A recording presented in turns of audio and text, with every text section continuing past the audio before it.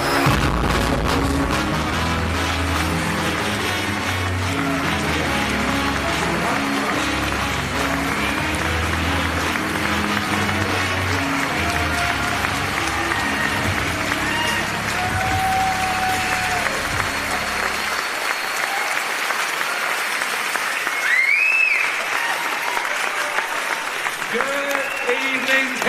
Lovely to see you all. Now,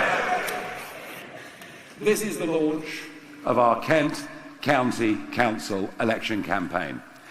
There are 81 seats up for grabs in this country, and I can tell you tonight, we are standing in absolutely every single one of them. Every voter in Kent will be able to vote for us. And you know, even though they're county council elections, don't think that national politics won't have an influence, because it will. It will. It will. It will, because this is the frontline county.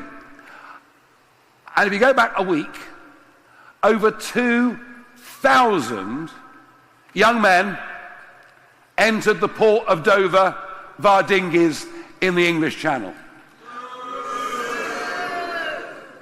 So, our Prime Minister today has responded to this. You know Keir Starmer? The man who was going to smash the gangs, remember? I tell you what he smashed. He smashed the Conservatives' record for the number of illegal migrants to enter the country under his premiership. It's now 30,000 since Starmer took office. But today, he's come out with a big statement. He said we're going to give £33 million to foreign prosecutors who will track down the criminal gangs. This after the £500 million we've given to the French already. But smashing the gangs, folks, I mean, think about it. For how many years have you heard we're going to smash the gangs and end illegal drugs in Britain? How much success have they had with that? Zero. Absolutely zero. And you won't smash the gangs, you won't stop the trade, and so you're free, as we used to do, to deport those who come to this country illegally. Anyone that comes illegally should not be allowed to stay.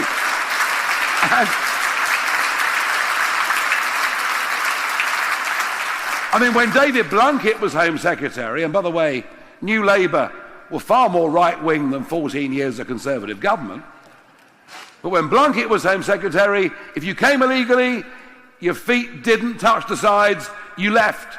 And that's the way it's always been until now. But now, of course, we have the European Court of Human Rights. It's like panto, this really, isn't it?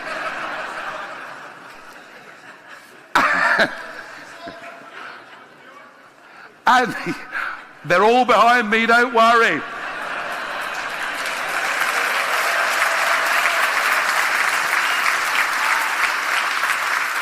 And the European Convention on Human Rights, written into the Human Rights Act by Tony Blair in 1998. And our judges lean on this.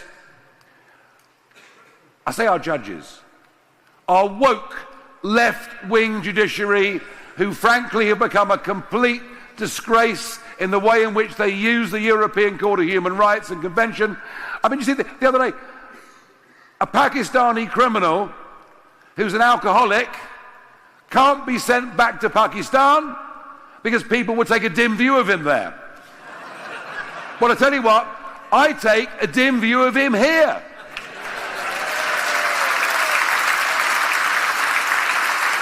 Oh, and the other one, that the family could not be deported back to Africa because the kid wouldn't get chicken nuggets. I mean, God help us. The whole thing is ridiculous. And it's now so ridiculous that actually in fighting this, we often punish the innocent. So today, I went to a haulier just outside of Hythe. Alkaline, they're a big trucking company. They've got Union Jacks on the cabin. And they're being told by Border Force, don't put Union Jacks on the cabin, because all that does is encourage people to break into your lorry illegally. I mean, this is us literally giving in. Anyway, he showed me what's happening in Calais.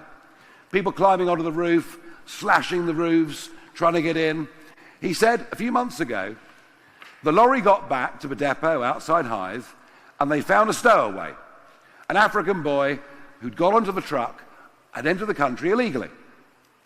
So what did? They reported him to the authorities, the police came and took him away, and the haulage company got fined £10,000. I think, rather than being fined £10,000, they ought to have got a reward for reporting somebody who'd entered Britain illegally.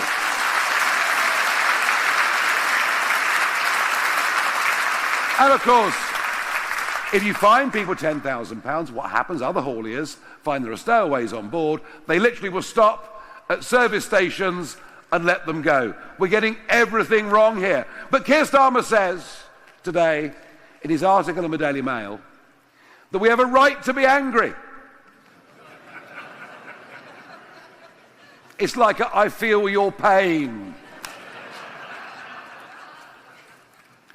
Oh, we've a right to be angry, all right. We're bloody angry with you, Prime Minister, for doing nothing about this, and nothing will change.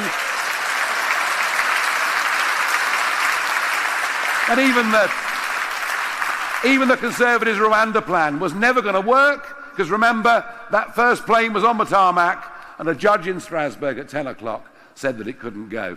And this is really interesting because the vast majority of the population agree with us that what is happening is monstrous, what is happening is wrong, what is happening is unfair. And these people, I mean, can you believe it? You come in on a boat, you get put up in a 4-star hotel, you get 3 square meals a day, you get to see a GP, how about that? And the big one, you get free dental care. How many people here have got an NHS dentist? I bet it's not very many. But it's also those who've entered the country legally. They're even angrier because it's cost them time, money and effort to come to Britain and legally become part of our community. So the idea that national politics in Kent of all counties is on the front line won't affect what's going on in the 1st of May KCC elections is for the birds. And then, of course, we've got the Sentencing Council telling us that if you come from an ethnic minority background, your sentence should be different than that if you're white British. It is utterly shocking in every way. It is going to put a divide in our society that will lead to consequences that are actually quite difficult to imagine. And yet, who is it that approved these new changes? Shall I tell you? The last Conservative government. And now we learn today, in a revelation in the Telegraph, that the same applies to bail conditions. You're more likely to be granted bail if you come from a black or ethnic minority background. And this is what's happening. We're being divided up. We're being told we must identify as being white or black or whatever it may be. We must say we're male, female, or one of the other 69 genders. And frankly, our view, whatever it is, I chose that number for a reason, you know that, yeah.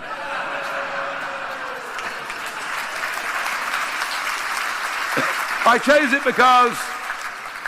it because I like to be irreverent. Our view as a party is unless we live in a meritocratic society, unless everybody is treated equally before the law, then we cannot have any sense of cohesion. And yes, we do, and we've always welcomed people into Britain from all over the world, provided they integrate with our society, respect our rules, and respect our culture.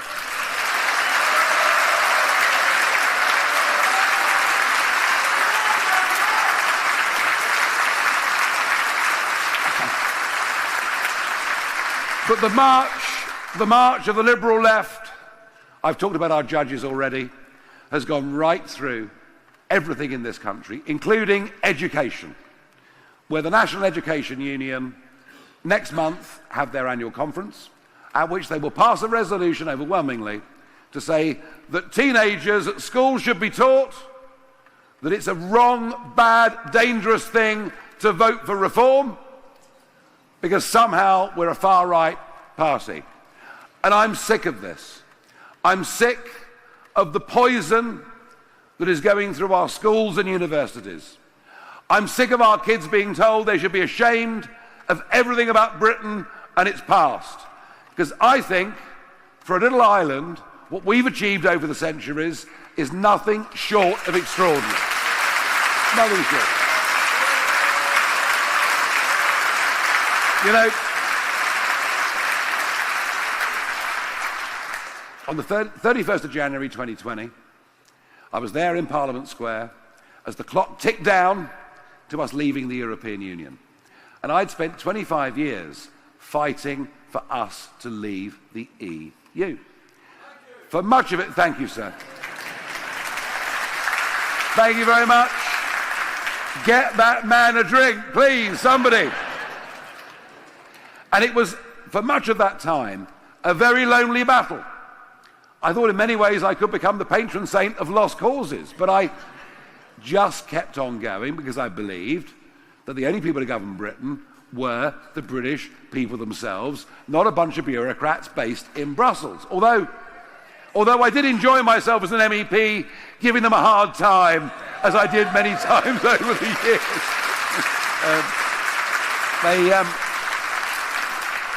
They weren't quite used to the British sense of humour, I don't think. I mean, calling someone a damp rag is not really an insult, is it? But they didn't see the funny side. But on that night,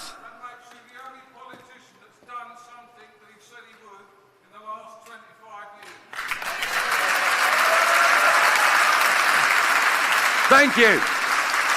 So, if you go on like that, you won't just get one drink, you'll get the whole bottle, don't worry. But that night, you know, and it was my honour, with 100,000 people there in the crowd, and I did the countdown, 10, 9, 8, boom, we left. And shortly after that, Boris got an 80-seat majority on a Let's Get Brexit Done ticket. And I thought, well, that's it, I'm done. I'm done, I've given enough to this. Quarter of a century of hard work, quarter of a century of taking abuse, and I've, you know, really had a very happy 3 or 4 years, busy progressing a career at GB News, which I've absolutely loved.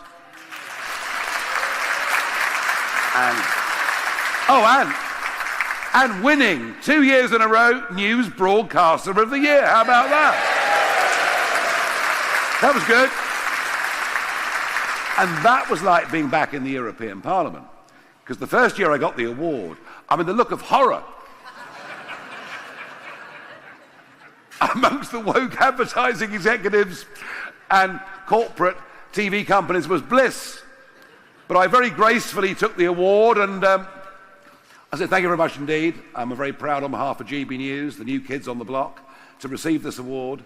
Broadcasting is changing, and very shortly you will all lose your jobs. Which kind of went down pretty badly, but I enjoyed it. So I was doing that, and I had a bit more time for family. I was 60 last year, first 2 grandkids, things like that that really matter. Plus I was hopping back and forth across the pond to America. I've got a mate over there who's doing quite well, I think. Although I am hoping that Starmer will negotiate for us not to enter a tariff regime in a couple of days, but I'm not quite sure that this Labour government speak the same language as JD Vance and Trump, and how foolish they were not to accept my offer of help. But there you are. But no, I decided I couldn't stand by. I couldn't stand by and watch everything I'd fought for with Brexit be wrecked by a Conservative Party that frankly did not believe in it. And above all, the reason we voted for Brexit, well, one was to relieve the regulatory burden of the 5.5 million men and women in this country running their own businesses, acting as sole traders. And you know what? The British government and our quangos and our civil service have actually made it worse than it was before we left the European Union. But the really big reason we voted Brexit was to take back control of our borders, to stop the relentless rise. And you know, in 2023 alone, net 1 million people came to this country, and this from a Conservative Party who told us in 2010, in 2015, in 2017 and 2019 they'd reduced net migration to tens of thousands a year. 1 million! It represents betrayal on a scale and a level that I don't believe the Conservative Party should ever be forgiven for. Ever. Ever.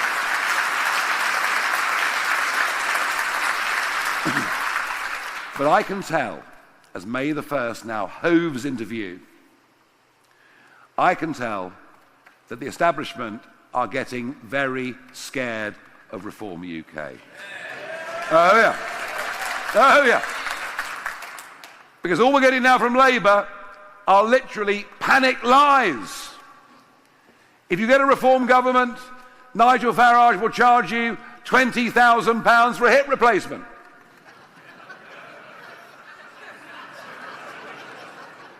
It sounds like a great business model, but I'm sorry, I'm not involved. I've always said I wanted the NHS to be free at the point of delivery, but I believe we waste far too much money through bureaucracy, middle management. It's poorly managed. And who of us doesn't recognise that, frankly, the NHS that we all grew up with doesn't exist anymore? You cannot get a GP appointment. Waiting times are shocking, and yet we funnel in more and more money. Well, here's a fact I didn't know until today. In the last 10 years, 7.2 million foreign-born people have registered with GP practices up and down this country. 7.2 million more people who can see a GP than we had 10 years ago. The reason the NHS doesn't work is the population explosion means it simply cannot function at any level given where we are. And what county in the whole country has not felt the population explosion more than Kent? Just look at the levels of house building in this country. Just look, dare I say it, at the traffic in this county. Much of Kent is becoming unrecognisable as the population explodes. Now, we will, of course, be voting in 81 areas for Kent County councillors. And I want to say this to you. The Conservatives have run Kent forever. And whenever human beings have a monopoly, whenever human beings own the status quo, they are likely and they are liable to become complacent. It's just the way human beings are. And I know the arguments that central government gives KCC less money than it did.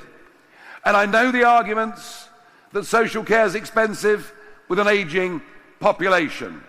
But frankly, for Kent County Council to have run up a debt of £740 million suggests to me not just complacency, but negligence on a scale that is verging on the insane.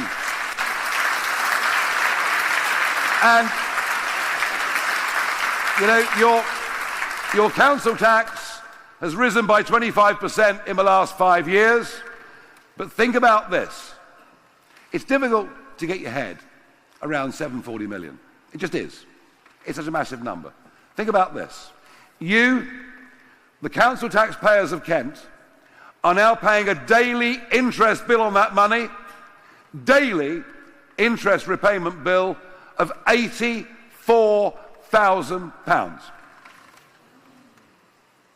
Can you imagine that? The interest on the debt is £84,000 a year. Yet they're very happy, KCC, very happy to spend £330,000 in 2018 on encouraging more people, particularly their employees in Maidstone, to cycle to work. Yet cycling rates have fallen by 30% since 2021. In 2019, KCC declared a climate emergency. That was good of them, wasn't it? And they're spending £230,000 a year on that. The same Kent County Council who lost tens of millions with Icelandic banks. You know, if someone's paying you 2%, but someone offers you 6%, you might have thought somebody would have worked out that the person paying 3 times the market rate wasn't necessarily particularly kosher. But not Kent County Council. They've lost another 60 million in a private equity investment. They have managed the money badly. And I would argue that Kent County Council is broken and only reform can and will fix it. So, we've got some great men and women standing for us in these elections. And I don't know. It's a funny one, isn't it? But Kent's politics is very split. The Greens got lots of votes in the recent district council elections. The Liberal Democrats now hold Tunbridge Wells. Labour now have 10 parliamentary seats. And yet, who's polling the strongest in Kent right now? It's Reform UK. We are polling the strongest. But, and let me tell you, if we win lots of seats on May the 1st, we then have a load of target seats for the next general election. What happens on May the 1st is an essential building block to winning parliamentary seats. And we can do it. We know the silent majority out there support our common sense view of the world. We know the silent majority out there support our values and our belief that family, community and country matter to us more than anything else, and will fight right to the bitter end to defend those very things. We can do this. We can do this. But what it needs is the People's Army, and I see them in this room in front of me. What other party? Could the Tories or the Labour Party get an audience like this in Maidstone on a Monday night? Especially when the sun's shining. Well done for all turning up. I mean, a gin and tonic in the garden must have been quite tempting. No, we've got the buzz, we've got the energy, but we need to mobilise you. We need to mobilise the People's Army to get in touch with us, to help our candidates, to help our campaign. And you can all help. You can all help. You can knock on doors, you can deliver leaflets, you can make phone calls, you can make a blooming nuisance of yourself, whether it's at the golf club or at bingo or the local pub or talking to your friends and family. All of you can play a contribution in some way over the course of the next 4 weeks. And you know, I'm not going to make any silly promises, but we could be on the edge here in Kent of something that is a political earthquake. And I want it to happen. You want it to happen. So let me ask you, can you all please promise me tonight that in some way you will do your bit to support our candidates in the next 4 weeks? Are you prepared to make that pledge? Yes! Good, good. Well, I'm going to hold you to that. we'll be writing to all of you that have attended and those that apologise for not being able to after this event, and we'll give you the contacts of our local candidates in your area. We'll put you guys in touch, and let's go out and make this a massive success. Now, many of the people standing have done this before. Some are experienced, some have been councillors, some are still councillors. And it was so good to see, and you saw Thomas earlier, us winning that Kent County Council by-election in Greenhithe the other week. But many of our candidates have never, ever done this before. But they, like me, think that our country, county, is in serious trouble. We're in economic decline. Think about what tomorrow means. Think about what April the 1st means to employers in this country. It means an extra national insurance bill of £1,000 per employee every year. And certainly in Hythe High Street this morning, many small businesses were deeply concerned about this. So we're in economic decline, we're in societal decline, with crime on a level we've never known. I mean, you can shoplift now, up to 200 quid, and no one's going to prosecute. I mean, the country is going down the drain. And those men and women, even those that have done it before, but those particularly that are standing here for the first time ever, I think they're very, very brave people. So I want all of them, please, every candidate in this room who is standing for us in Kent County Councils, stand up.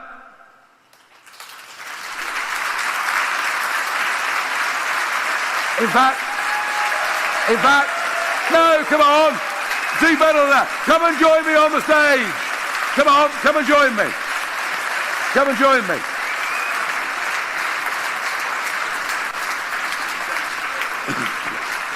All right, hello. Good to see you. Good to see you.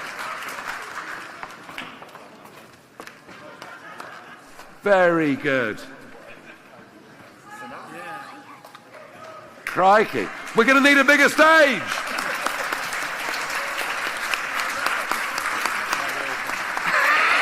Going to have to pack them all on. This is amazing. But send some this way, Stuart. I know it's the left. Well, they can jump up there, can't they? Well, the younger ones can. Whee! There we go. There we are. This is an incredible turnout. Ladies and gentlemen, these people have put their heads over the parapet. Many of these people...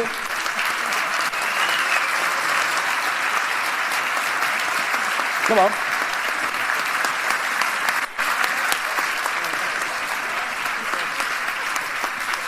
Many of these people will face hostility. Many of these people will face a bit of abuse. But you know what? Many of these people will find out there when they're in the street or out knocking on doors or delivering leaflets, many of these people will actually find much love. Because those out there that have come to reform believe in this party.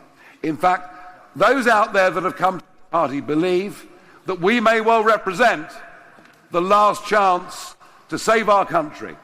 We've probably got less than 10 years to turn this around. Otherwise, the UK and all that it's ever stood for will be unrecognisable. But let me tell you something.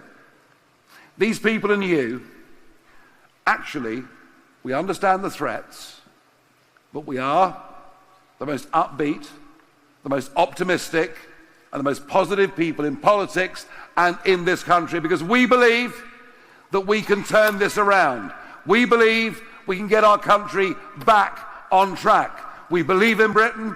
We believe in the British people. We believe in the values that those that went before us fought for, that made this country great. And I tell you what, I am very, very proud to be leading this party, to be back at the head of these men and women that have put their heads over the parapet. I'm very proud that you have come along this evening in such numbers. I want to say good night to you, but please, before we go, give your candidates one great big round of applause and wish them well. Hands up, everybody.